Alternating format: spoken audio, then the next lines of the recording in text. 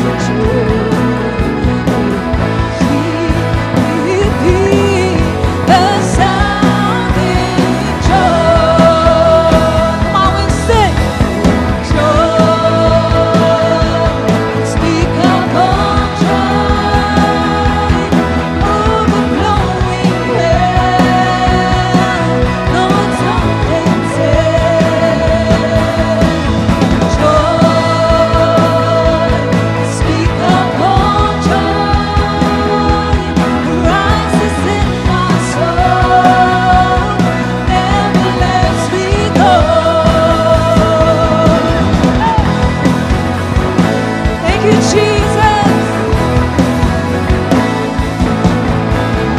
He rules the world with truth and makes the nations prove the glories of His righteousness.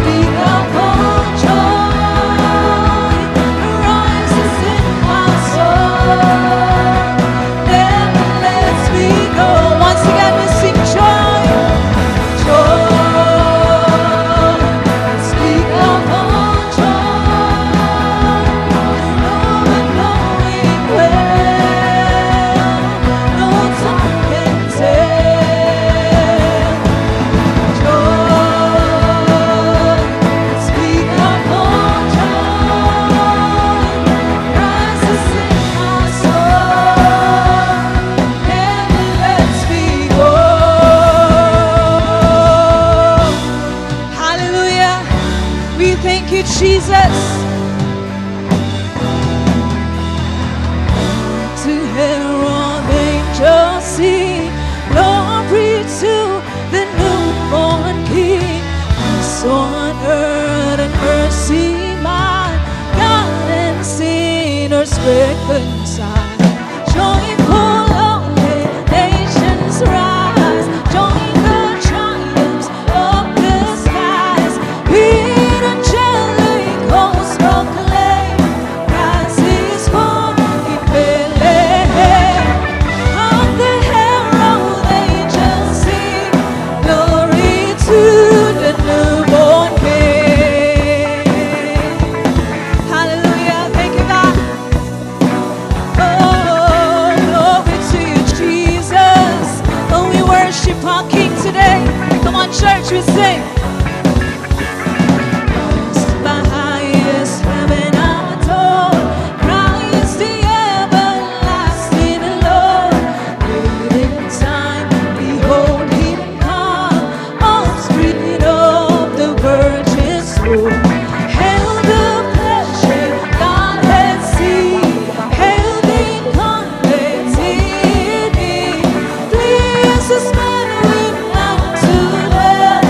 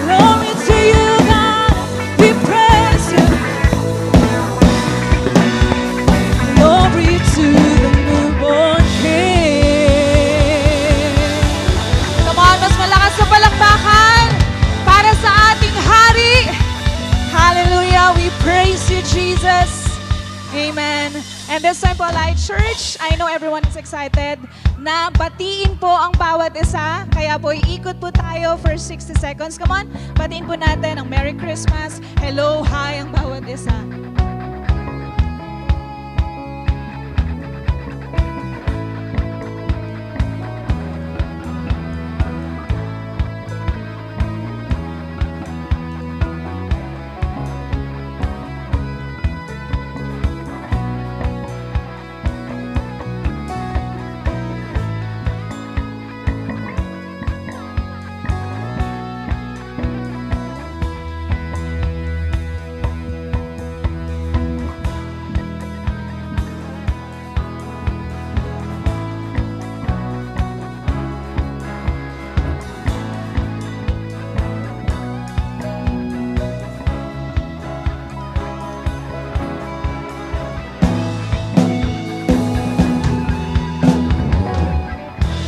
Hallelujah! A joyful Sunday Light family! Ayan po, Christmas is almost here. Ramdam na po natin ang busy season, lalo na't yung katabi mo. Tignan niyo po yung katabi ninyo. Yung katabi niyo, kaliwat kanan po yung Christmas party niyan. Amen po ba? Amen. Since it is a season of giving, pwede po bang bigyan natin ng the best na palakpakan at papuri ang ating the best na Diyos? Hallelujah! Amen! Dahil po dyan, sige po, maaari na po tayong magsiupo. Light family, we are on the third installment already of our December series entitled The King. And this is a reminder for all of us that we should prepare ourselves for the coming of the King, ang nag-iisa at walang iba kundi si Jesus Christ. Amen po ba? Amen. And alam ko pong excited na ang bawat isa na mapakinggan ang ating topic for this celebration. But before that, of course, let us take this moment to acknowledge some very important people na kasama natin sa loob ng simbahan ngayong araw. Walang iba kundi ang ating mga first-timers and returning visitors. Kaya naman po, ayan, if this is your first time here sa ating simbahan, may we invite you po na tumayo. Sige po, wag na po kayong mahiya because we want to formally welcome you. Ayan, sige po, the best na palakpak sa ating mga first-timers. Ayan, welcome home po sa inyong lahat. And just a reminder lang po that after po ng ating celebration ay meron pong lalapit sa inyo for a quick 5 to 7 minute welcome huddle. And meron din po kaming inihandang simple token of appreciation for you. Kaya kindly stay for a few minutes po after ng ating celebration. Ayan, thank you so much po. Pwede na po kayong umupo. And this time, of course, we won't forget our returning visitors. Ayan po, if this is your second time naman po dito sa ating simbahan, pwede niyo po bang itaas yung kamay ninyo? Because we want to also welcome you and acknowledge you. Ayan, praise God. Ayan, welcome back po sa inyo, sa ating second time visitors. And we are also happy na pinili niyo pong bumalik dito sa ating simbahan. And meron din po kaming inihandang simple token of appreciation for you. Ayan po. Again, Light Family, let's give a big round of applause para sa buhay ng ating mga first-timers and returning visitors. Ayan, and this time naman po, it's time for our light news. So first of all, let's take this moment to congratulate our School of Discipleship graduates sa kanilang matagumpay na graduation kagabi. Sige po, pwede po bang taas ang kamay ng mga SOD graduates natin dyan? Ayan, praise God, palakpakan po natin sila. Congratulations po sa inyong lahat. And of course, sa lahat po ng bumubuo ng ating School of Discipleship, our teachers, admins, coordinators, and facilitators, thank you po. We appreciate you and congratulations as well. And this time naman po, to help everyone stay guided and connected during this busy Christmas season, here's our Sunday service schedule. For our on-site services po, we have 8 a.m., 10:30 a.m., 3 p.m., 5:30 p.m. and 8 p.m. And para naman po sa ating Light Kids Church, we only have 10:30 a.m. and 3 p.m. po. And para naman po sa ating online services via Facebook and YouTube Live, we have 8 a.m. and 10:30 a.m. And para po sa replays natin na via YouTube, we have 5:30 p.m. and 8 p.m. So feel free to invite po your friends and family and choose the service time that works the best for you. And that's all for our Light News. Light Family, alam ko pong ready na ang bawat isa na i-receive ang word ni Lord ngayon. Amen po ba? Amen. Kaya naman po, let us open our hearts, feel the presence of the Lord, and receive His blessings. Have a grateful Sunday celebration and advance Merry Christmas, Light Family.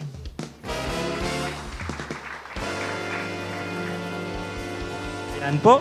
Happy Sunday, Light Family. Ayan po, no, naramdaman na natin ang lamig ng simoy ng hangin. Ilang araw na lang, Pasko na. Kaya naman po, batiin natin ang katabi natin ng isang masigabong Merry Christmas. Blessed Sunday po sa inyong lahat. Allow me to introduce myself. I'm Sam Montemayor, a chef by profession, a proud dad. I'm truly blessed and honored to see you all today. And I believe po, excited na rin ang bawat isa, lalo ng katabi mo, to give and to give back to God. Amen po ba? Now, as we celebrate this season of giving, let me ask you something. Sino po dito ang nakakaalala ng series natin for the whole year of 2025? Yung Greater, tama po? And sino po dito naka-experience ng Greater this year? Greater career, greater opportunities, greater challenges, at iba't ibang klaseng greater. Pero sa kabila ng lahat ng ito, isang bagay ang malinaw. May greater tayong Diyos na kasama natin sa bawat season. Amen po ba? And because we serve a God who is who is greater than anyone and anything, naturally, He also invite us to trust Him in greater way. It remind me how God challenges His people in trusting Him, especially sa giving. Allow me to read Malachi 3:10. Bring the whole tithe into the storehouse, that there may be food in my house. Test me in this, says the Lord Almighty, and see if I will not throw open the flood of gates of heaven and pour out so much blessings that there will not be room enough to store it. This was the time po na when Malachi speak to the Israelites who have returned from the exile. Kahit na sa land na sila, naging careless ang kanilang worship dahil sa pag-neglect nila sa pagbigay ng tithes, naapektuhan ang templo at gawain ng Diyos. Ang hindi pagdadala ng tithes ay hindi ang issue ng giving, kundi sign ng wicked devotion at lack of honor sa Diyos. Sa Malakay 3:10, tinawag ng Diyos ang kanyang people na ibalik ang tamang worship through faithful tithing bilang expression ng obedience and reverence sa Kanya. At dito po pumapasok ang bigat ng sinabi ng Diyos sa Malakay 3:10. Test me in this. Hindi lang ito paanyaya para sa Israel noon, kundi imbitasyon din sa atin ngayon, isang hamon na magtiwala at sumunod kahit hindi malinaw kung paano gagawin ng Diyos ang kanyang pangako. And this is exactly what God's allow our family to experience.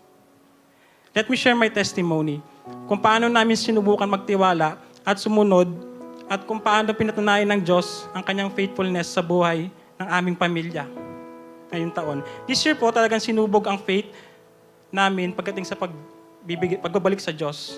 First quarter pa lang ng taon, nawalan po ng trabaho ang aking misis. Kasabay po noon, nagkasakit ng isang naming anak na si Gab. Sobrang bumaba po ang kanyang kalusugan. But praise God, last September po, nakapag-testify na kami kung paano binigyan ng Diyos ang aking misis ng bagong trabaho at kung paano rin po gumaling ang aming anak. Tunay pong naranasan namin ang provision at faithfulness ni Lord. Akala po namin doon na nagtatapos ang mabigat na season. Pero bago po matapos ang taon, muli na naman kami sinubok sa aming pananampalataya. Last September po, na-diagnose ang aking asawa na siya ay may right international mass. May bukol po sa loob ng kanyang ilong na kailangan operahan. Nung marinig po namin ang diagnosis, halo-halo po ang naramdaman namin. Natakot po kami bilang mag-asawa at magulang. Unang pumasok sa isip namin, paano kung may masamang mangyari? Napuno po kami ng tanong ng mga what ifs. Kung kakayanin ba namin, kung ano ang mangyayari sa operasyon, at kung paano namin haharapin ang mga susunod na araw. My wife also went into depression. Hindi man po kasi halata, pero sobrang hirap po siyang huminga. Dahil nakabara po ang bukol na yon sa airways niya at patuloy na lumalaki at lagi pong dumudugo. Financially, doon po namin mas naramdaman ang bigat. Kakabangon pa lang po namin mula sa mga naunang pagsubok. Tapos may malaking gastusin na naman para sa operation. At spiritually, doon po talaga nasubok ang aming pananampalataya. Hindi po dahil wala kaming tiwala kay Lord, kundi dahil araw-araw kailangan namin piliing magtiwala kahit hindi malinaw ang lahat ng sagot. Sa kabila po ng lahat ng ito, pinili namin kumapit kay Lord. Hindi po nawala ang takot, pero mas pinili po namin magtiwala kaysa magduda. Malaking challenge po sa amin kung paano namin pagkakasyahin ng sweldo. May bills, may pang-araw-araw na gastusin, at kailangan pang mag-ipon para sa operation. Pero kahit sobrang higpit namin sa budget, mas pinili pa rin namin unahin ang pagbabalik para kay Lord. Lagi ko pong sinasabi sa asawa ko noon, God will provide. At tunay nga po, hindi po kami binigo ng Panginoon. God provided everything was we needed. Sa araw-araw na gastusin, sa laboratory test ng aking asawa, at maging mismo sa operation niya. Halos wala po kaming binayaran. At higit sa lahat po, sinagot po ng Diyos ang aming panalangin. Successful po ang operation at hindi cancerous ang bukol. Dito din po namin naranasan ang suporta ng aming pamilya sa loob ng simbahan. Hindi lang financial, kundi sa moral support. Salamat po, Light Family. Thank you po sa inyo. Praise God po. At hindi lang po sa health namin naranasan ang provision ni Lord. Sa career ko rin po, binigyan ako ng Diyos ng project sa Batangas bilang consultant chef sa isang restaurant and cafe. Yeah, praise God po. Higit pa po doon, patuloy po akong ginagamit ng Diyos sa kitchen ministry. Bahagi po ako ng SOD facilitator. At kamakailan po, by God's grace, nakapag-start kami mag-asawa ng isang community life group sa San Pablo din Lupian, Bataan. Ayan po, praise God. Kaya po ngayon, buong puso po naming pinapatunayan ang test me in this ng Lord. At ngayon, pwede ko din pong sabihin na naging greater man ang storm sa buhay namin this year. Mas naging greater din ang pagpaparanas sa amin ng Lord ng kanyang grace at biyaya. Paulit-ulit kong itetestify na tunay nga God is faithful. God provides, God is greater in any storm in our lives. Lahat po ng papuri ay sa Kanya lamang. Praise God po. Bilang challenge po, subukan din po natin ang test me in this. Nang Lord, let us continue to obey God and be faithful sa ating worship. Sa Kanya through our tithes and offering. Hindi po ito tungkol lang sa pera, kundi sa ating pagtitiwala at pagpapakita ng pananampalataya sa Kanya. Kapag tayo ay tapat, handang ibigay ang bahagi ng ating natatanggap, pinapangako ng Lord na bubuksan niya ang floodgates of heaven at ibubuhos ang kanyang blessing sa ating buhay. Amen po ba? Kaya naman, alam ko na excited na yung katabi mo na subukan ang test me in this ni Lord. No? Kaya po, while you are preparing your tithes and offering, let me pray for you. Dakila namin Diyos sa lahat, our greater God, our Jehovah Jireh, we thank you for this day kung saan pinakita mo sa amin na sa aming pagtitiwala sa iyo, hindi kami kahit kailan magkukulang or mawawalan. Kaya naman as we give back to you, Lord, we will do it wholeheartedly and faithfully. We honor you, Lord. We glorify you through our giving in Jesus' name. Amen. Let's give. May mga ushers po tayo sa paligid kung saan pwede nating ibigay ang tithes and offering natin. To those who wants to give online, you can send via bank transfer or e-wallet na naka-flash po sa ating screen. I believe po na hindi pa tapos si Lord. Patuloy po tayo mag-expect sa mga may experience natin ngayong araw. God bless us all. Enjoy the rest of celebration.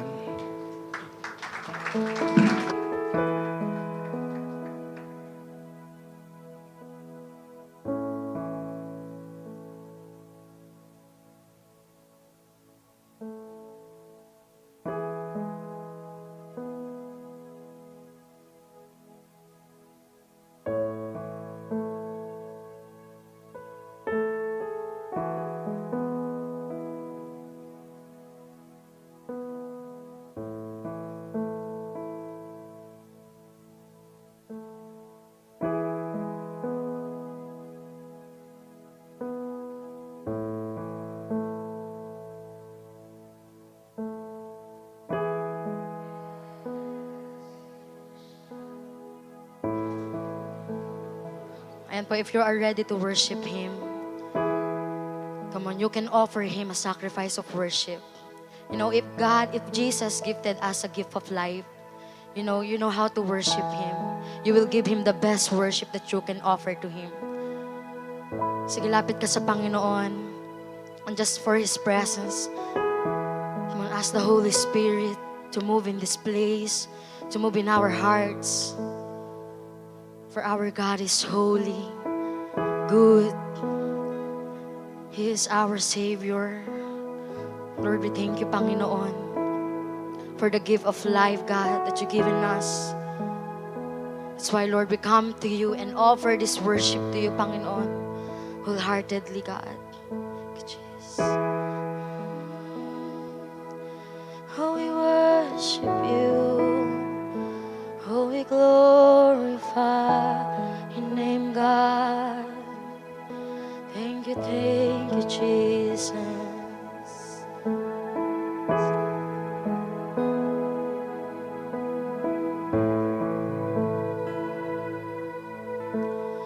Oh, holy night, the stars are brightly shining. It is the night of a dear Savior's birth. Long lay the world in sin and narrow pining, till He appeared and the soul felt its worth.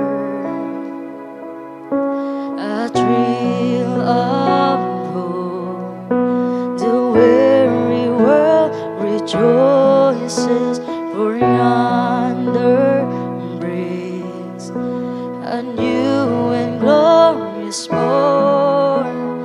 Fall on your knees. Oh, hear the angel voices. Oh, night divine. Oh, night when Christ was born. Oh, night divine.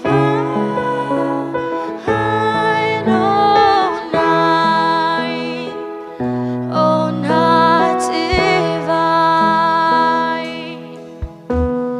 Lit by the light of His serenely beaming, with glowing hearts, His great witness.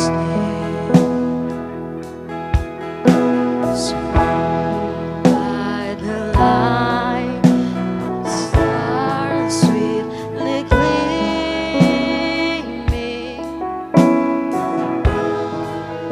the roaring land, the King of Kings, laid us in lowly manger,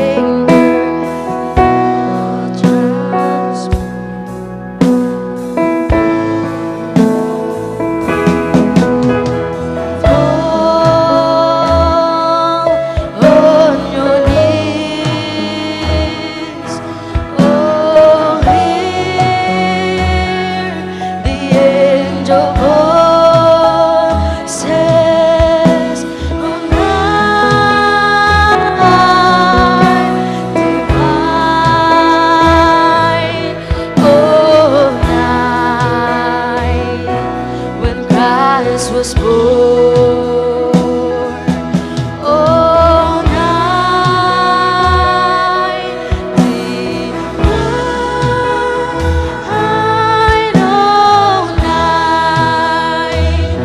Oh, night divine.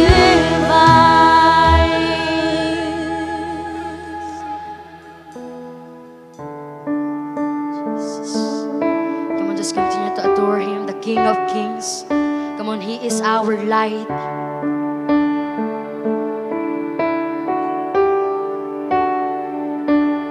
In the darkness we were waiting, without hope, without light, till from heaven you came running. There was mercy in your eyes to fulfill the law and prophets. To a virgin came the word, from the throne of endless glory to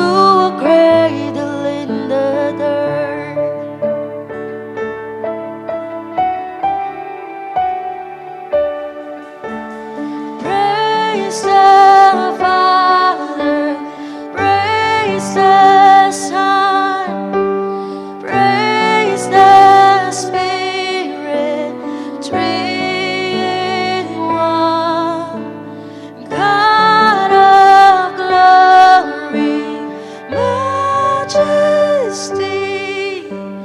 praise forever to the King of Kings.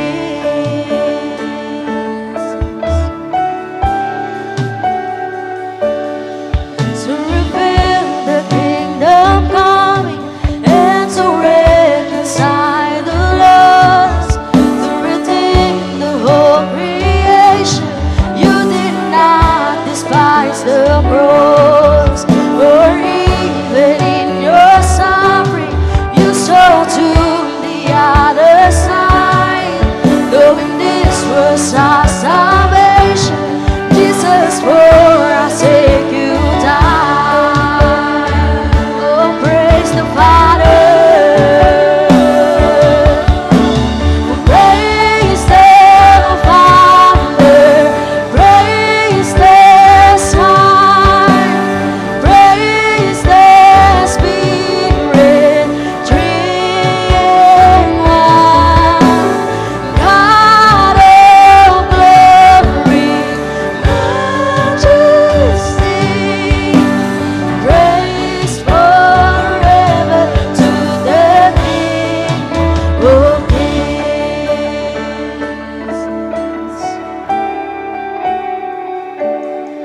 In the morning that you rose, all of heaven held its breath, till the storm was moved for good, for the Lamb had conquered death. And the dead rose from their tombs, and the angels stood in awe, for the souls of all who'd come to the Father are restored.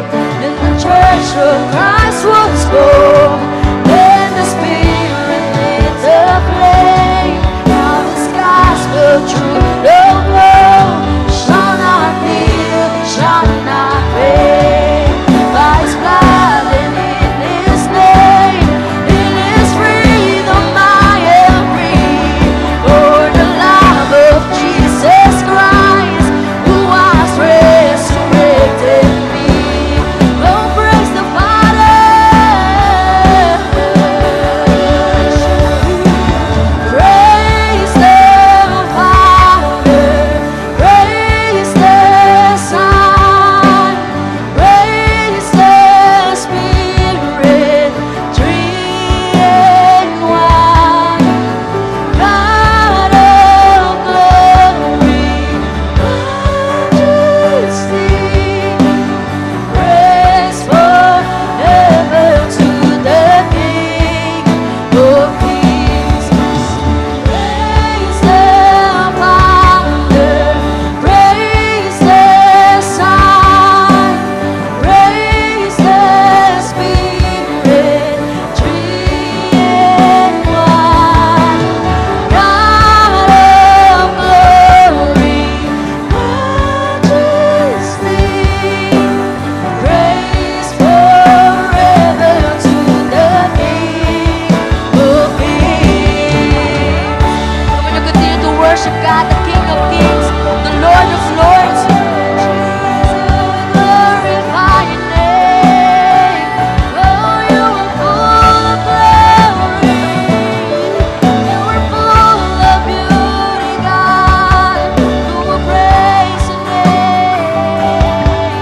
Oh, we praise your name. Come on, for the last time, sing, oh, praise the name of the Father.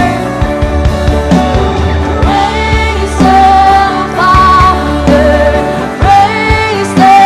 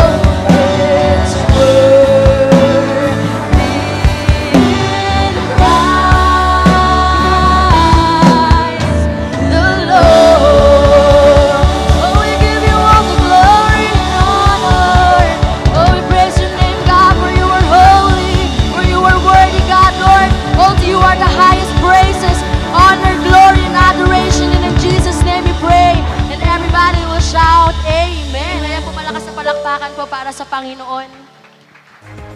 To deliver the Word of God, let's welcome Pastora Dorothy Joyce Magbuhos. Amen. Sige nga po, pwede bang palakpakan po muli natin ang Panginoon? Sige po po. Meron pa pong idadabes yan. Amen. Thank you, Jesus. Hallelujah. Hello po. Blessed Sunday po sa ating lahat. Sige po, bago po tayo umupo, pwede bang sabihin mo sa katabi mo, Merry Christmas? Ayan, ganun din, nasa kabila mo din, sabihan mo siya, Merry Christmas! Pati yung nasa likuran niyo po, Merry Christmas! Ayan po, hello po, sige po, makakaupo na po tayo. Ayan, and syempre, Merry Christmas din po sa ating mga nasa online. Hello po. So, sino po dito excited na sa Christmas? Parang ang hina. Excited na po ba kayo sa Christmas? Amen, amen. Alam niyo po, isa po sa mga nakaugalian nating mga Pilipino ay ang i-celebrate po ang Pasko kasama po ang ating pamilya. Tama po ba? Sino dito kasama mo family mo this Christmas? Amen. Parang yung iba nalungkot, di ba? Kasi yung iba hindi yata makakasama ang family nila. Okay, so tayo po again, ang nakaugalian po nating Pilipino ay mag-celebrate ng Pasko, okay, together with our family po. Kaya nga po yung iba ay umuuwi, tama po ba, sa kanilang mga probinsya. Tama po?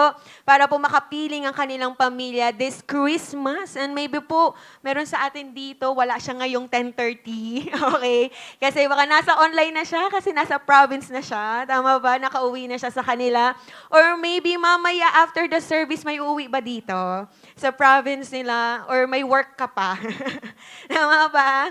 Tapos hanggang 23, 24 ka pang nagtatrabaho, doon ka palang makakauwi sa inyo. Amen. Okay, so nakaugalian po natin yan. Umuwi tayo sa family natin para kasama po natin sila na magse-celebrate ng Pasko. Or baka po, sino po dito may mga OFWs po silang family? Ay, wala. Ay, ang galing. Okay, sa mga meron po na mga OFWs, na mga kapamilya po or mga kamag-anak po, syempre, hindi mawawala na pwedeng uuwi din sila. Di ba? Darating din po sila dito sa Pinas to celebrate Christmas with you po. Okay? So, alam nyo po ba, okay, na meron pong estimated ang OWA, okay, ang Overseas Workers Welfare Administration noon pong 2021 na 80,000 to 100,000 daw po na OFWs ang umuwi po ng Pilipinas tuwing December para sa Pasko. Amen. Now, sino po naniniwala dito? Iba po kasi kapag sama-sama kapag Pasko. Di ba? Kayong magkakapamilya, sama-sama kayo na nagse-celebrate ng Pasko. Amen? So, iba kasi kapag dumadating ang mga mahal natin sa buhay na matagal po nating hindi nakita at hindi nakasama. Now, alam niyo po ba na meron pong isang hari na dumating po sa mundo at sa kanya pong pagdating ay bit-bit niya po ang pag-asang inaasam po ng sangkatauhan. Okay? Excited na po ba tayo sa tatalakayin natin ngayong umaga? Amen. So, babasahin po natin Isaiah chapter 9 verses 1 to 6 at syempre po, tatayo tayong lahat at sabay-sabay po nating basahin. Sige po, 1, 2, 3, go. Nevertheless, there will be no more gloom for those who were in distress. In the past, He humbled the land of Zebulun and the land of Naphtali, but in the future, He will honor Galilee of the nations by the way of the sea, beyond the Jordan. The people walking in darkness have seen a great light, and those living in the land of deep darkness, a light has dawned. You have enlarged the nation and increased their joy. They rejoice before you as people rejoice at the harvest, as the warriors rejoice when dividing the plunder. For us, in the day of Midian's defeat, you have shattered the yoke that burdens them, the bar across their shoulders, the rod of their oppressor. Every warrior's boot used in battle and every garment rolled in blood will be destined for burning, will be fuel for the fire.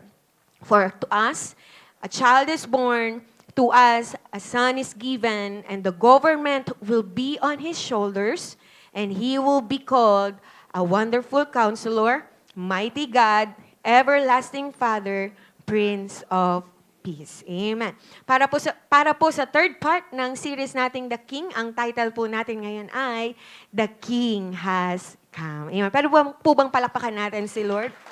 And this time po, mananalangin po tayo. Let's close our eyes and let's pray. Lord, salamat po, Panginoon, for this great celebration na pinagkakaloob niyo po sa amin. Una sa lahat, celebration ngayong Sunday na kami ay magkakasama ng aming mga kapatid, Panginoon, sa pananampalataya upang makarinig ng salita mo at maranasan ang presensya mo, Panginoon.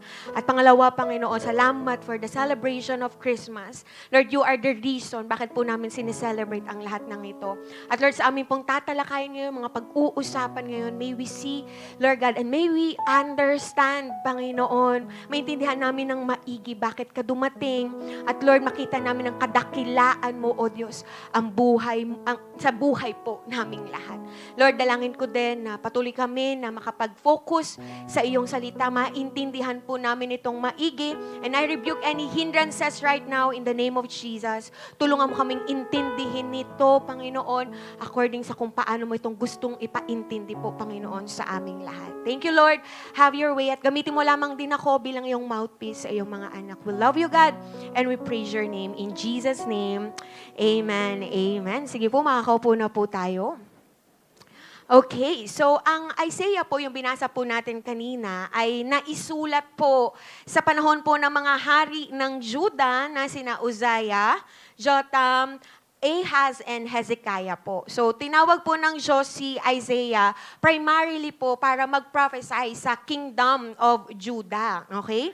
So, dahil po ito yung panahon na dumadaan po sila sa matinding kadiliman at matindi pong kaguluhan. So, may mga political threats silang pinagdadaanan, may mga moral decay, ayan, and at the same time, meron din pong spiritual decline. Na kahit daw po patuloy sila na gumagawa ng mga religious na gawain, ay malinaw po na sinabi ng Panginoong Diyos na malayo po ang kanilang puso sa Kanya.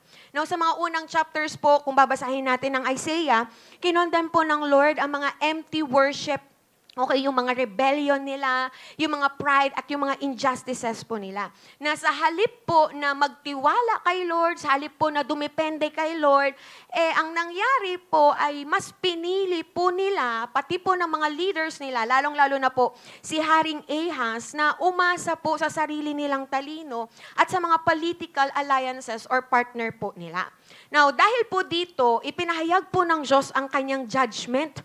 Okay, at ang discipline po niya sa Juda, hindi po para wasakin ang kanyang bayan, kundi para ituwid po at ibalik sila sa kanya. Na kung saan po, gagamitin po ng Diyos ang Assyria at ang iba pa pong mga foreign nations bilang instrumento po ng judgment niya dahil sa kasalanan po ng nation ng Israel. Okay, both the southern and northern kingdom po ng Israel. And this really happened po. Kung titignan natin yung history, nangyari po ito at matindi po ang dinanas, okay, ng mga Jewish people nung in-invade po sila ng Assyrians, lalong-lalo na po yung northern region. Okay, dalawa po kasi yun, nahati po ang Israel sa dalawang kingdom, yung northern region, kingdom, tsaka po yung southern kingdom of Israel.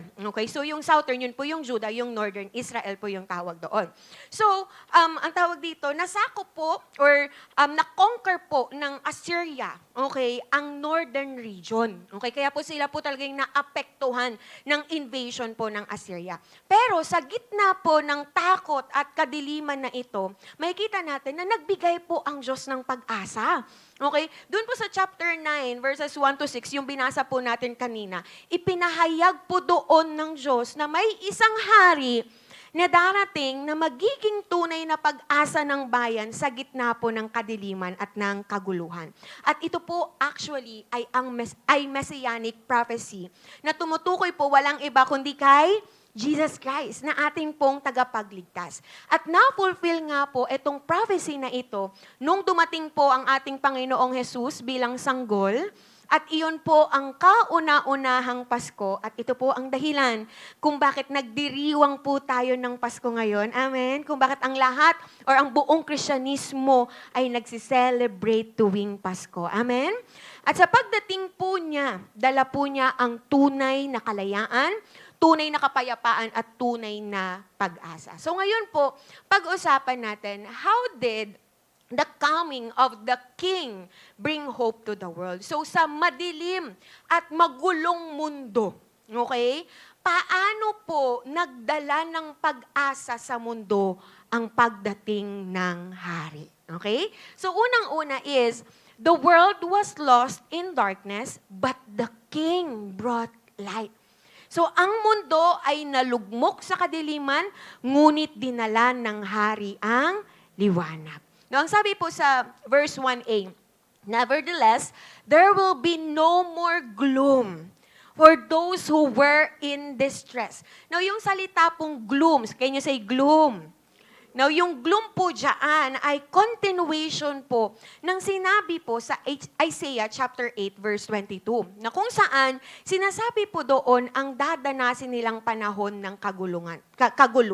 So sige po, balikan natin yung verse 22. Ang sabi doon, then they will look toward the earth and see only distress and darkness and fearful gloom, and they will be thrust into utter darkness. So wala daw po silang makikita kundi kaguluhan at katakot-takot na kadiliman kung saan dun daw sila itatapon. So binalaan po sila ni Isaiah, binalaan po ni Isaiah ang Judah dito na dahil po sa kanilang rebellion, at pagtalikod po sa Diyos ay darating ang Assyrian invasion. At ang resulta po ay kaguluhan at katakot-takot na kadiliman. So this means na ang darating po na pananakop ng Assyria ay magiging sobrang bigat.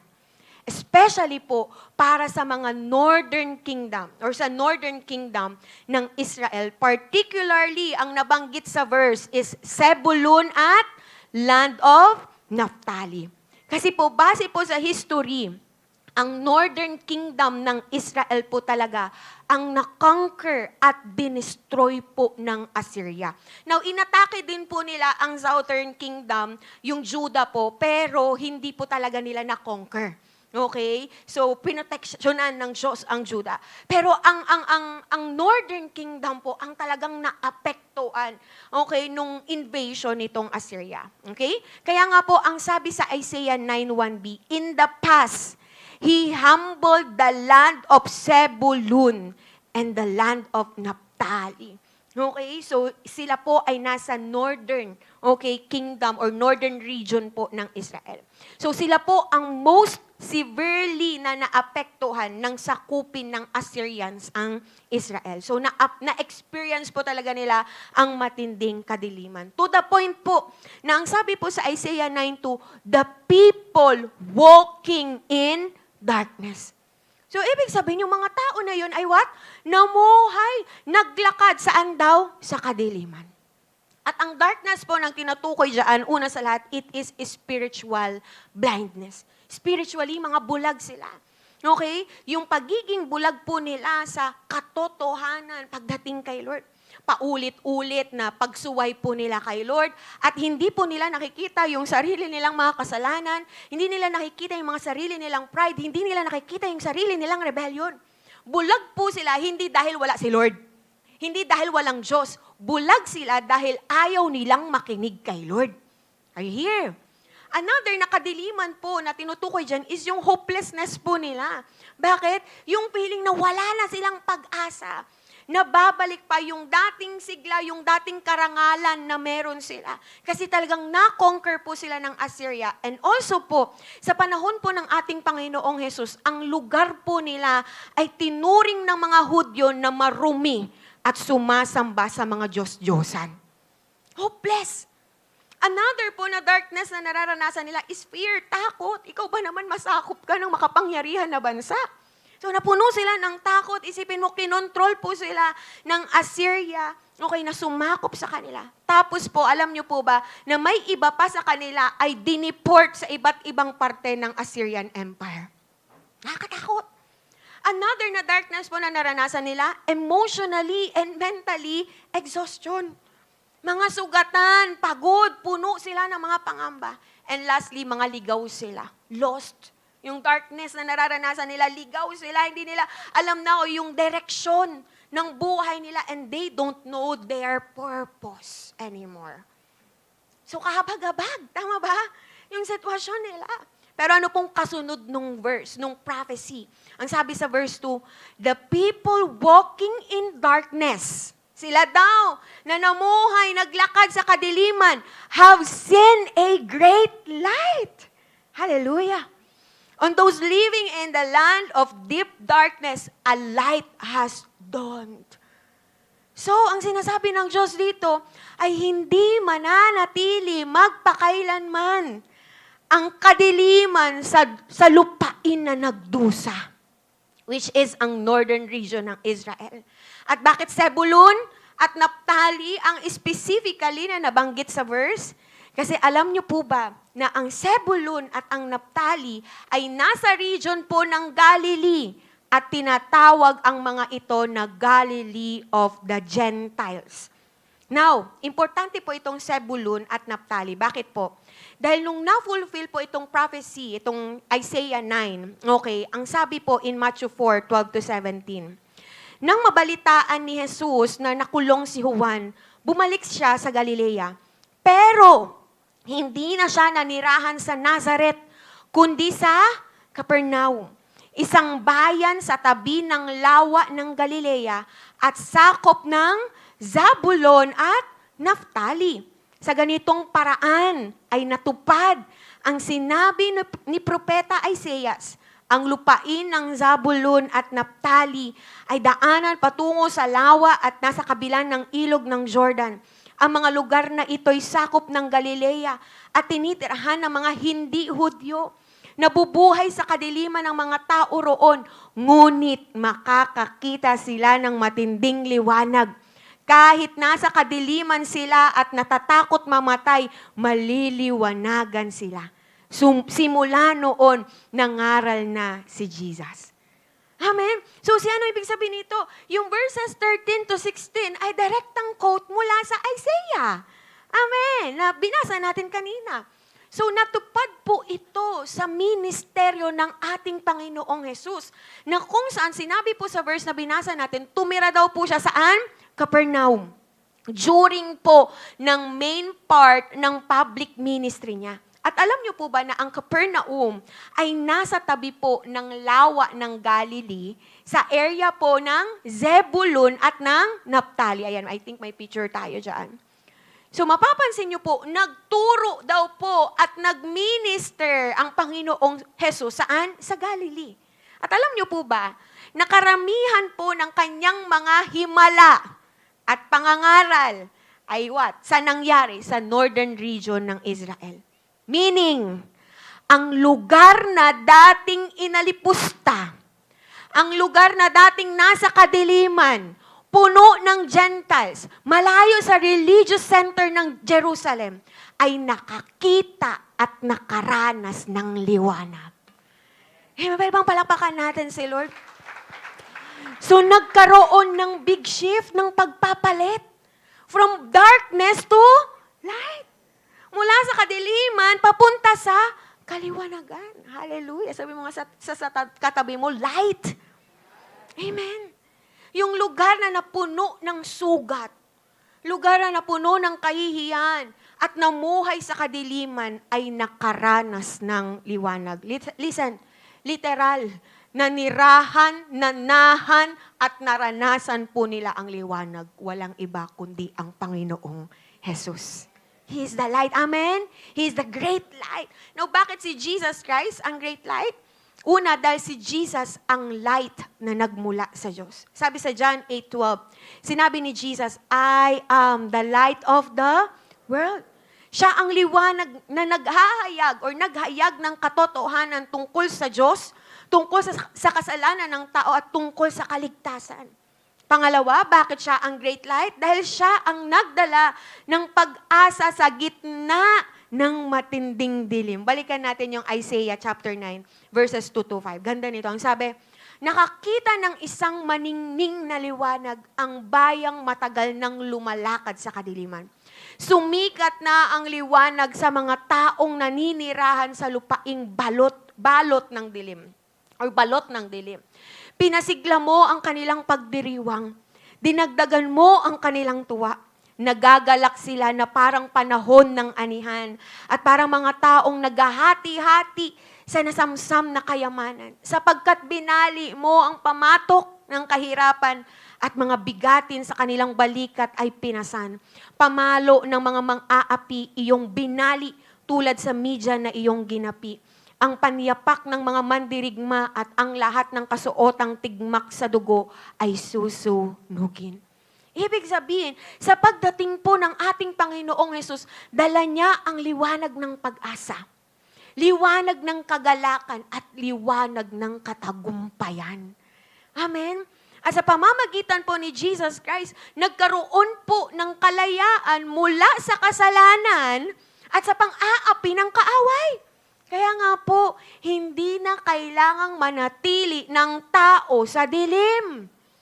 Amen? Nagkaroon ng palitan, nagkaroon ng shifting from mourning to rejoicing, from heavy burdens to freedom, from fear to peace. Amen? Pwede bang palakpakan po natin si Lord? And pangatlo, bakit si Jesus ang great light? Dahil ang liwanag niya ay hindi lang nagpapakita ng daan, kundi nagbibigay ng buhay. Hindi lang direksyon, hindi lang guidance ang tinuro ng Panginoong Hesus. Nagbigay siya ng buhay nung dumating siya. John 1:4-5, in Him was life, and that life was the light of all mankind. Amen? Ibig sabihin, binubuhay niya ang mga patay spiritually at binabago niya ang direksyon nila. Hallelujah. Yung lugar na nakaranas ng kahihiyan, ng pananakop, ng kaguluhan, ng kadiliman, ay siya ring nakakita ng liwanag. Alam niyo po, ito ang irony ng grace. Kung saan pinakamadilim, doon sisikat ang liwanag ng Diyos. Amen. Pwede bang palapakan natin si Lord? And so sa atin ngayon mga kapatid, may mga Sebulun at Naptali po ba sa buhay natin? What I mean is, meron po bang mga madidilim na bahagi or parte ang buhay natin? Maybe, is it spiritual blindness? Diba, mga panahon na bulag po tayo pagdating sa katotohanan ng Diyos. Diba, paulit-ulit tayo, rutina sa atin yung pagkakasala, yung pagkakamali. Na parang hindi po natin nakikita ang ating sariling pagkukulang. Hindi natin nakikita yung mga rebellion natin kay Lord. Hindi natin nakikita yung plano ng Diyos para sa atin. Yun po ba yung kadiliman ng buhay natin ngayon? Or maybe yung darkness na nararanasan po natin ngayon is pangamba. Pangamba ba yan? Diba? Mga sitwasyon po sa buhay natin na alam mo yun, hindi mo kontrolado. Problema sa pamilya, problema sa trabaho, problema sa relasyon, problema sa kalusugan. Amen? Or maybe ang darkness sa pinagdadaanan mo ngayon is kapaguran emotionally, physically, mentally, lahat na. Diba? Kasi yung pagod na nararanasan mo paulit-ulit, diba? Parang hindi natatapos, diba? Kararating lang nung pinagdadaanan mo, yan na naman. Diba? Sa dami ng mga responsibilities mo sa buhay, sa mga pang-araw-araw na stress na kinakaharap mo, pakiramdam natin parang hindi na natin kaya physically, mentally, at pati ng puso natin hindi na natin kaya. Amen? Or maybe yung darkness na yan, kahihiyan ba yan? Or sugat ba yan from the past? Di ba yung mga nakaraang pagkakamali ba natin yan? Yung mga nakaraang pagkakasala ba natin yan? Pagkabigo, mga traumas ba natin yan na paulit-ulit? Alam mo yung binabalik sa'yo, pinapaisip sa'yo na nagpapahirap sa ating mga sarili. Or maybe baka yung darkness na pinagdadaanan natin is kawalan ng direksyon. Kawalan ng purpose. Alam mo yung nakakita ka naman physically, pero parang hindi mo na alam kung saan ka patungo. Parang kang naglalakad sa kadiliman. Amen? Na parang wala ng saysay ang buhay natin. Hindi ko po alam kung anong darkness ang pinagdadaanan natin. Pero isa lang po ang alam ko. malinaw ang mensahe ng Diyos. Anumang kadiliman yan o gaano man kadilim yan, kayang-kayang pagliwanagin ng ating Panginoong Jesus. Because He is the great light. Na kahit po sa pinakamadilim na bahagi ng iyong buhay, tingin mo wala na yung pag-asa, pwede mo pa rin maranasan ang pagbabago. Pwede mo pa rin maranasan ang pag-asa, ang kaliwanagan at ang kalayaan sa pamamagitan po ng ating Panginoong Jesus. Amen? Kaya yan i-shift ng Lord, 'di ba, from darkness to light. Amen? Pwede bang palakpakan po ulit natin si Lord? Amen. That is our number 1. And pangalawa po, how did the coming of the King bring hope to the world? Number 2, the King was born in humility, but glorious is His identity. Ang sabi po, ang hari ay pinanganak sa kapakumbabaan, ngunit maluwalhati ang kanyang pagkakakilanlan. Isaiah 9:6. For to us a child is born, to us a son is given, and the government will be on His shoulders, and He will be called Wonderful Counselor, Mighty God, Everlasting Father, Prince of Peace. Now, alam niyo po ba na yung chapter 9, okay, yung binasa natin, yung prophecy na yon, ang pinakasentro at ang pinakatutok po ng prophecy sa Isaiah 9 ay walang iba kundi itong verse 6. Okay? Dito po kasi malinaw na ipinakita kung paano dumating ang hari at kung sino talaga siya. Okay? Una, pinakita dito ang humble arrival of the King. Okay? Ang sabi, for to us a child is born. Can you say child? Okay? Sanggol. Na which is, nagpapakita po ito ng humanity. Okay? Ng pagkatao po ng ating Panginoong Jesus. Na ang tagapagligtas po natin, okay, ang tagapagligtas po ng mundo ay hindi po dumating bilang isang anghel. Hindi din po siya dumating, alam mo yun, na agad-agad makapangyarihan na hari, kundi bilang isang sanggol. Amen? Tinanggap niya po ang ating humanity na may kahinaan, na may limitasyon, para saan? Para maligtas tayo mula sa kasalanan. Now, alam po natin ang kwento ng kapanganakan ng ating Panginoong Yesus. Amen? Diba? Hindi po siya pinanganak sa palasyo. Diba? Pero isinilang siya sa isang sabsaban, diba? Sa isang manger, na which is lalagyanan ng pagkain ng hayop. So, ang unang higaan niya ay hindi gininto ang higaan. Ang unang niyang higaan, sabsaban. Walang royal announcement, walang red carpet, walang marching army. Kasi hari, wala nun. Si sina Joseph at Mary noon, naglakbay sila ng napakalayo. Tapos nung dumating sila sa Bethlehem, wala ni isang bahay panuluyan ang tumanggap sa kanila. Bakit? Dahil puno lahat ng ito. No room, no comfort, no recognition. Ang sabi sa Luke 2:7, and she gave birth to her firstborn, a son. She wrapped him in cloths and placed him in a manger because there was no guest room available for them. Isipin niyo po yun. Yung matagal na nilang hinihintay na hari, na Messiah, nung dumating siya, walang space ang mundo para sa kanya. Kahit pa siya ang lumikha ng mundo. Dumating ang hari, pero hindi siya pinansin ng mundo. Hindi siya kinilala, hindi siya tinanggap. Why? Because the people expected a warrior king. Yung malakas, yung political, yung makapangyarihan na leader na magpapalaya sa kanila mula sa Rome. But God sent a child. Dahil ang problema po ng sangkatauhan ay hindi lang political oppression, kundi spiritual separation mula sa Diyos. At ang solusyon, hindi espada, kundi ang cross ng ating Panginoong Yesus. Amen? So the King has come not to impress the world, but to save it. Amen? Pwede mong palakpakan po natin ang Diyos. Pero kahit po humble in birth, pangalawa, pinakita po sa Isaiah 9:6 ay ang glorious identity po of the King. Ang sabi sa verse, for to us a child is born, to us a son is given. So yung child is born, nagpapakita ng humanity ni Jesus. But here, a son is given, ay nagpapakita naman po ng divinity ng Diyos or divinity ng hari ng Panginoong Yesus. At siya po ang kaloob ng Diyos na ipinadala mula sa langit para sa kaligtasan ng sangkatauhan. John 3:16, For God so loved the world that He gave His one and only Son. So, Son is given. So, malinaw din na sinabi sa Isaiah 9:6, and the government will be on His shoulders. Ibig sabihin si Jesus, ang may hawak ng tunay na kapangyarihan at pamamahala. At ang pamumuno po niya ay hindi po base sa dahas, pero nakabase sa katotohanan, sa katuwiran at sa pag-ibig. At hindi lang po yun ang sabi, tatawagin siyang Wonderful Counselor, Mighty God, Everlasting Father, and Prince of Peace.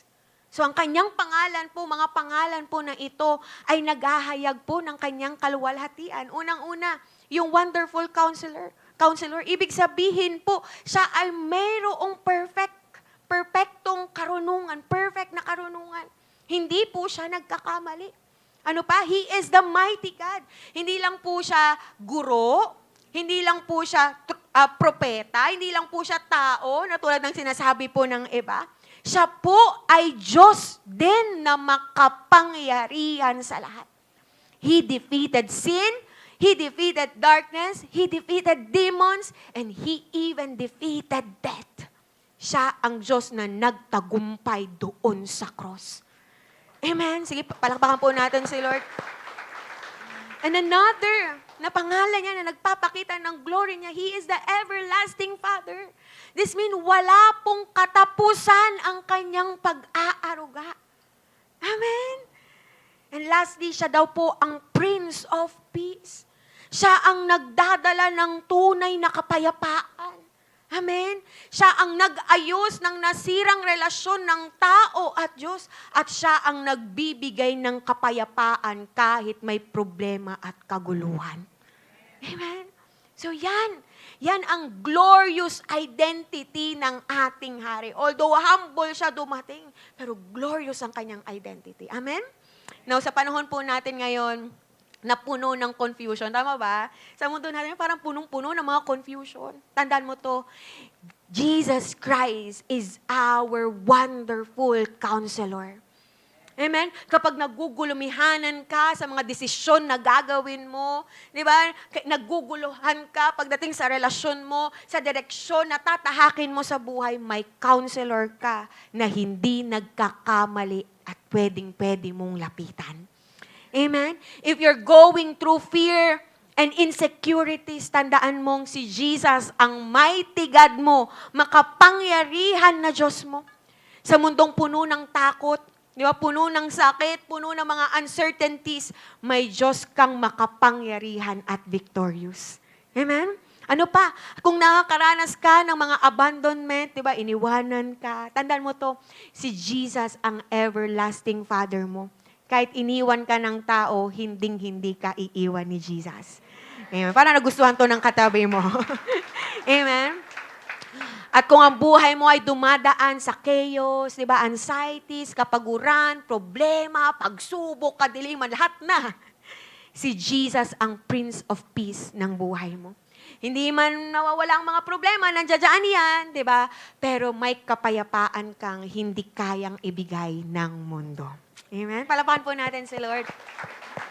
Amen, amen. Again, how did the coming of the King bring hope to the world? Una, the world was lost in darkness, but the King brought light. And pangalawa, the King was born in humility, but glorious is His identity. Amen. So, nagdala siya ng pag-asa. Nagdala siya ng kaliwanagan, di ba? At pinakita niya na siya ang hari na dapat tinatanggap nating mga tao. So, the King has come. King Jesus has come. Amen. Hindi na tayo naghihintay pa ng, alam mo yun, ng pag-asa. Dito na siya. Nasa atin na siya. Hindi na tayo naghahanap ng liwanag. Siya ang liwanag. Malinaw yun na sinabi sa salita ng Diyos. At hindi na tayo naghahanap ng solusyon dahil siya ang kasagutan sa buhay natin. Amen? Pero alam niyo po, tulad noong pagdating po ng ating Panginoong Hesus, may isang tanong po na nananatili hanggang ngayon. Alam niyo po kung ano yon? May room ba siya sa puso mo? May room ba siya sa buhay natin? Alam niyo po ang sabi sa John 1:11-12, He came to His own, and His own did not receive Him. Nakakalungkot isipin, ang tagal nilang hinintay ang Messiah, pero ang mismong bayan niya ay hindi siya tinanggap. Nawa po sa ating mga anak ng Lord, sa ating mga Kristiyano, sa bawat isa sa atin dito na nakikinig ng salita ng Lord, huwag po nating ulitin ang pagkakamaling yan. Amen? Panalangin ko po ngayong Pasko, huwag lang nating alalahanin ang kanyang kapanganakan. Amen? Pero tanggapin natin ang kanyang paghahari sa ating buhay. Dahil kapag po tinanggap natin siya bilang hari, ang kadiliman po na naranasan natin ay magkakaroon ng kaliwanagan. Yung mga kabigatan po, alam mo yun, na binitbit mo, dinala mo, ay magkakaroon ng kapahingahan.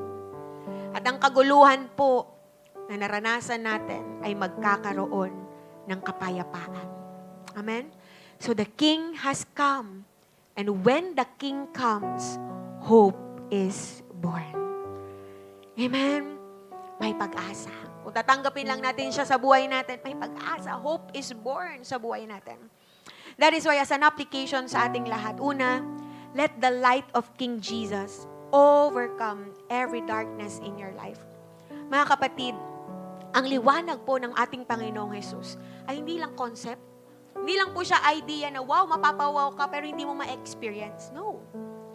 Yung liwanag ng Lord, it is a personal experience. Personal na karanasan. Pwedeng-pwede mong maranasan. At tanda po natin to, hindi po sinasabi ng Lord na tanggalin mo muna lahat ng mga kadiliman mo bago ka lumapit sa akin. Hindi. Ang sinasabi niya ay, hayaan mong pumasok ako sa buhay mo at ako ang light na magbibigay ng liwanag sa lahat ng kadiliman ng buhay mo. Kaya alam niyo po kung anong tanong ngayon? Ang tanong ngayon ay hindi kung gaano kadilim ang nararanasan mo sa buhay. Kasi kaya yung pagliwanagin ng Diyos. Amen. Alam niyo po kung anong tanong ngayon? Ang tanong ngayon is, inaalaw mo bang pumasok ang liwanag ng Panginoong Hesus sa madidilim na bahagi ng buhay mo? Amen.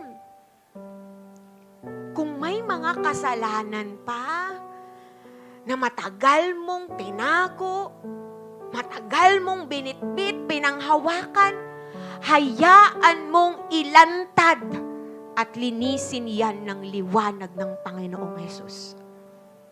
Kung may mga takot, may mga pangamba sa kinabukasan, hayaan mong palitan yan ng kanyang liwanag at punuin ka ng pananampalataya. Kung may mga emotional wounds, may mga sugat ka, may mga guilt ka, may mga kahihiyan ka, may mga shame ka na bit. Tandaan mo to. Ang liwanag ng ating Panginoong Hesus ay hindi para husgahan ka, kundi para pagalingin ka. Huwag kang mahiyang lumapit sa ating Panginoong Hesus. At kung meron ka mang confusion ngayon, naliligaw ka sa buhay mo, hindi mo na alam yung direksyon na tatahakin mo, hindi mo na alam yung purpose ng buhay mo. Ang liwanag ni Jesus ang magpapakita ng tamang daan para sa'yo. Hindi ka maliligaw sa ating Panginoong Yesus. Amen? Mga kapatid, hindi siya dumating as light bilang liwanag para manatili tayo sa kadiliman. Dumating si King Jesus para maranasan mo ang liwanag. Amen? Kaya ngayon, anong area ng buhay mo ang kailangan mong dalhin sa liwanag ng ating Panginoong Hesus ngayong Pasko? Huwag na nating tago.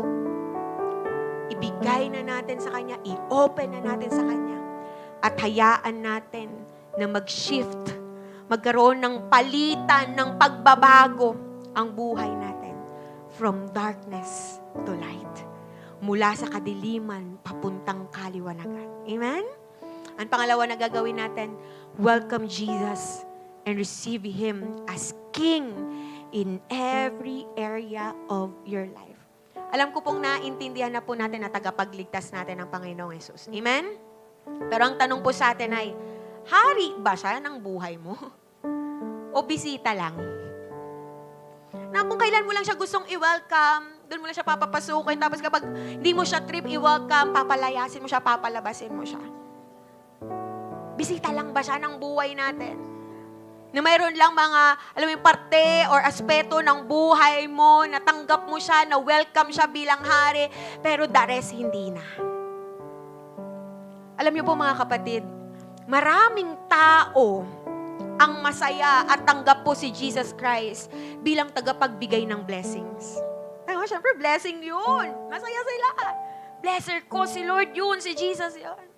Maraming masaya kapag sila ay tumatanggap ng, alam mo yun, ng payo, kapag may mga problema sila. Savior kapag kailangan nila.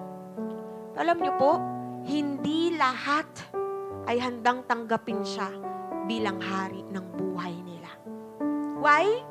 Kasi kapag hari mo ang Panginoong Jesus, hindi mo lang siya kinakonsult kapag kailangan mo ng advice. Sinusunod mo din siya. Hindi lang siya option ng buhay mo, pero top priority mo siya. Hindi lang siya parte ng buhay mo, kundi siya ang buhay mo at sentro ng buhay mo. Amen.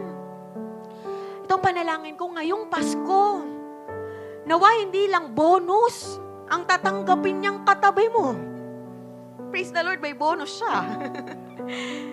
Nawa hindi lang pamasko, hindi lang regalo, hindi lang handa, hindi lang bisita ang tatanggapin mo. Pero higit sa lahat, ang hari ng buhay mo na si Jesus Christ ang tatanggapin mo. Baka kasi hanggang ngayon, kumakatok pa rin siya sa buhay mo. Tagal niya nang kumakatok sa buhay mo para maging hari sa mga decisions mo, sa mga relationships mo, sa finances mo, sa career mo, sa pag-aaral mo, sa pamilya mo. This Christmas, wag mo lang siyang i-celebrate. Iluklok mo din siya bilang hari ng buhay mo sa bawat aspeto ng buhay mo. Amen? Pwede bang palakpakan po natin si Lord? So again, ano po yung gagawin natin? Let the light of King Jesus overcome every darkness in your life and welcome Jesus and receive Him as King in every area of your life. And this time, as we close our eyes, sige, pikit mo yung mata mo. Mga kapatid, dumating ang Panginoong Jesus para bigyan ka ng pag-asa, para bigyan ka ng liwanag, bigyan ka ng kagalakan, bigyan ka ng kapayapaan. Dumating na siya. We have our Savior. May Savior ka na. May light tayo. May great light tayo. At may hari tayo. The King of Kings and the Lord of Lords. But the question is, tinanggap mo na ba siya? Baka yes, matagal ka nang nagsisimba. Pero baka meron pa rin na mga bahagi ng buhay mo na sarado kay Jesus. Off limit si Jesus. Na baka hanggang ngayon sinasabi mo, Lord Jesus, hanggang dyan ka lang. Ako nang bahala sa parte na to ng buhay ko. Pakialaman mo lahat, pero wag lang tong parte na to ng buhay ko. Baka meron pang parte ng buhay natin na tayo pa din yung hari. Kaya kung mapapansin mo, ang dilim sa parte na yon. Dahil madaming failures, paulit-ulit na failures, paulit-ulit na nahuhulog sa kasalanan. Kasi hindi natin pinapasakop sa tunay na hari ng buhay natin. Baka kilala mo ang Panginoong Jesus bilang Savior, pero hindi pa siya hari ng puso mo. Tayo pa din ang nasusunod. Jesus, tagapagligtas kita. Pero ang sarili ko pa din ang hari ng buhay ko. Yung kagustuhan ko pa din, yung kalooban ko pa din ang masusunod sa buhay ko. And God is speaking to us right now. In that aspect of your life, yan sa parte na yan ng buhay mo. Hindi ko alam kung maliit yan na parte ng buhay mo or malaki yan. Pero importante yan sa Panginoon. But God is speaking to you right now. Surrender it to Him. Pasakop mo yan sa Kanya. Hayaan mo ang liwanag niya. Magliwanag siya, magbigay ng liwanag siya. At hayaan mong siya ang mag-ahari diyan. Ngayon, ang araw na to, na sinasabi ng Diyos, anak, panahon na. Anak, buksan mo ang puso mo. At hayaan mong ako ang maghari at magbigay ng liwanag sa buhay mo. At sa bawat isa sa atin dito, matagal ka ng Kristiyano, bago ka pa lang ngayon. Kung ito ang nais mo ngayon, why not this time? Sa mga matatagal ng Kristiyano, alam mo, tinanggap mo na siya bilang tagapagligtas mo. Why not? You recommit. Magkaroon tayo ng recommitment ngayon. Ibalik mo ngayon yung commitment mo sa Panginoong Jesus bilang tagapagligtas mo siya at bilang hari ng buhay mo. At kung ikaw man ay bago pa lang ngayon, first time mo naririnig ito, I wanna tell you, what you need in this life is Jesus Christ, your Savior, your King. At kung ito ang panalangin mo ngayon, ito ang commitment mo ngayon, ito ang desisyon mo ngayon, tatayo ka. And you will raise up your hands right now. And sumunod ka sa panalangin na ito. You will commit and you will recommit to Jesus Christ. Sabihin mo ngayon, Panginoong Jesus, inaamin ko po na ako ay makasalanan at kailangan kita. Maraming bahagi po ng buhay ko ang nalugmok sa dilim. Pero naniniwala ako na ikaw ang light of the world. Patawarin mo po ako sa aking mga kasalanan. Linisin mo po ang aking puso. Tinatanggap kita, Jesus, bilang aking tagapagligtas. At ganun din, tinatanggap kita bilang aking hari. Ibinibigay ko po sa iyo ang lahat ng aking mga takot, ang lahat ng aking mga sugat, ang lahat ng aking pagkabigo, at ang lahat ng mga plano ko. Maghari ka sa aking puso, sa aking buhay, sa aking pamilya, sa aking mga desisyon, at sa aking kinabukasan.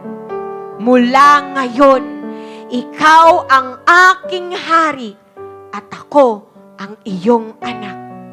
Salamat po, Panginoon, sa iyong pag-ibig. Salamat po, Panginoon, sa iyong liwanag.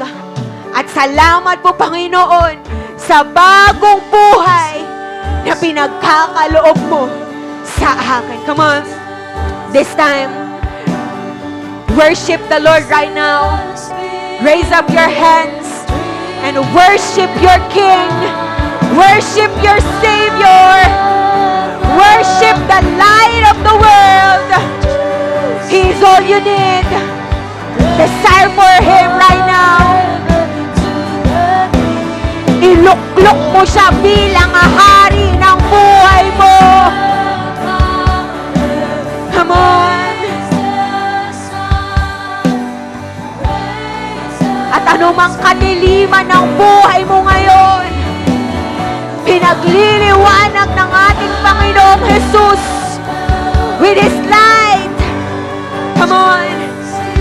nililinisin, nilalantad, nililinis sa liwanag ng Panginoong Jesus.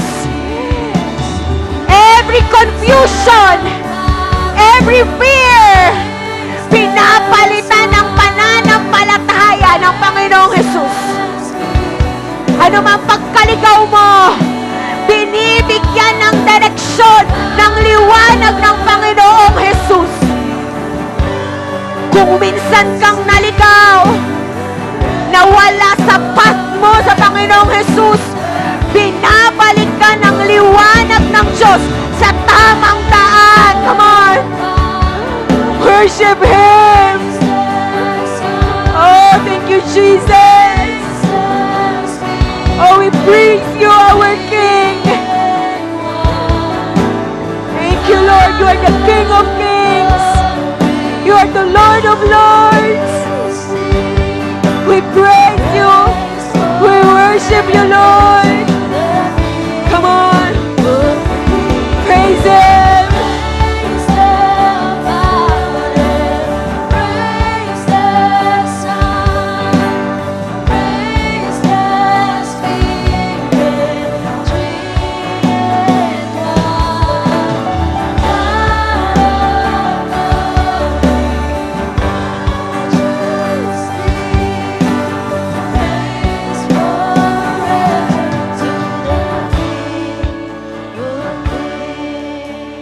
And ikaw na tumanggap sa Panginoong Jesus.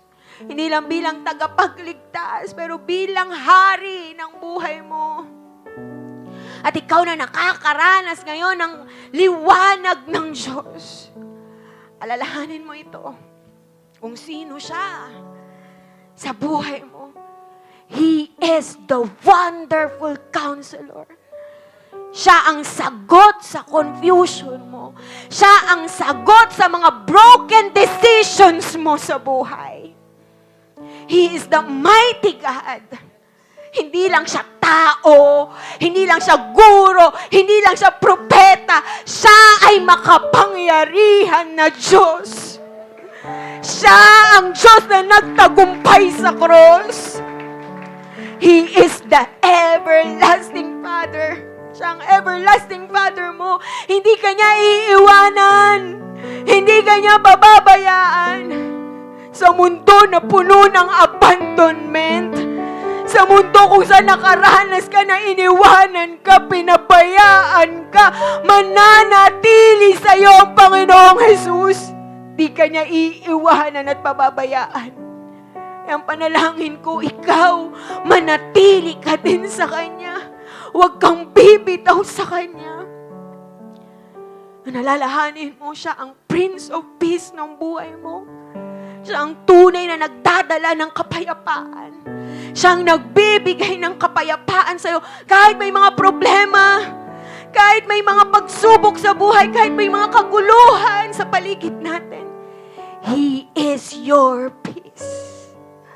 At ikaw, na tinanggap si Jesus bilang ari ng buhay mo, mga kapatid, merong big shift na nangyayari sa buhay mo. Merong malaking pagbabago na nangyayari sa buhay mo. Listen, this is our declaration because ito ang nangyayari sa buhay mo. From darkness, mula sa kadiliman, papuntang kaliwanagan. From oppression to freedom. From mourning to rejoicing. From fear to peace. And this time, magkakaroon tayo ng declaration. Sabihin mo ngayon, ako ay para sa liwanag. Ako ay para sa kalayaan. Ako ay para sa kagalakan. At ako ay para sa kapayapaan. Come on, praise the Lord. Praise King Jesus. Oh, hallelujah. We praise you, Jesus. Oh, holy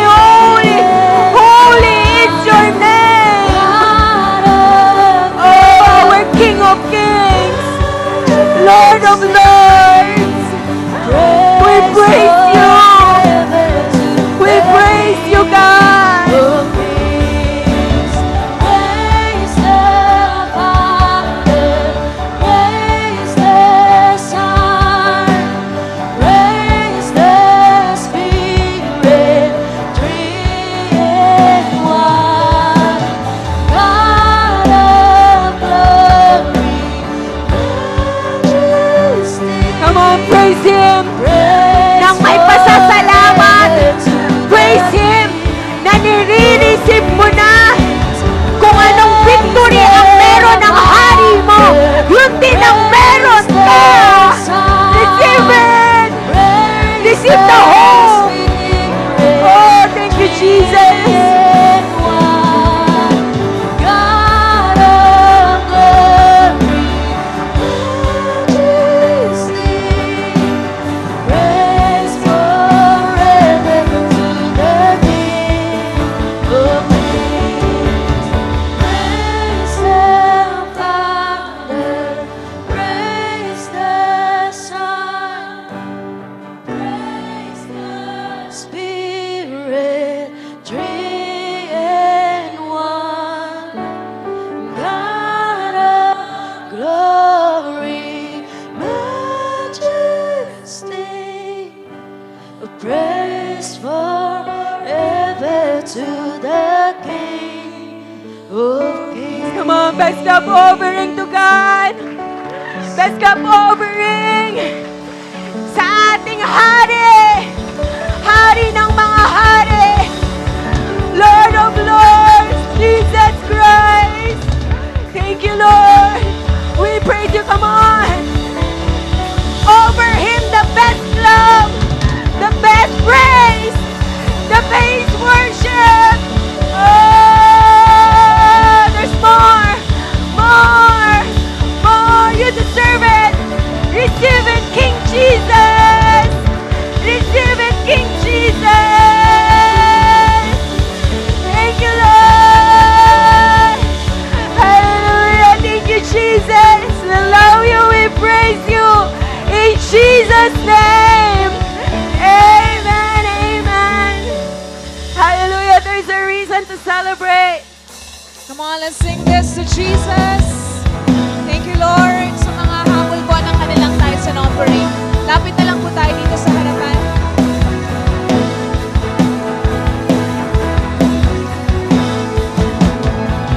Joy to the world, let earth receive her King. Let every heart prepare Him room.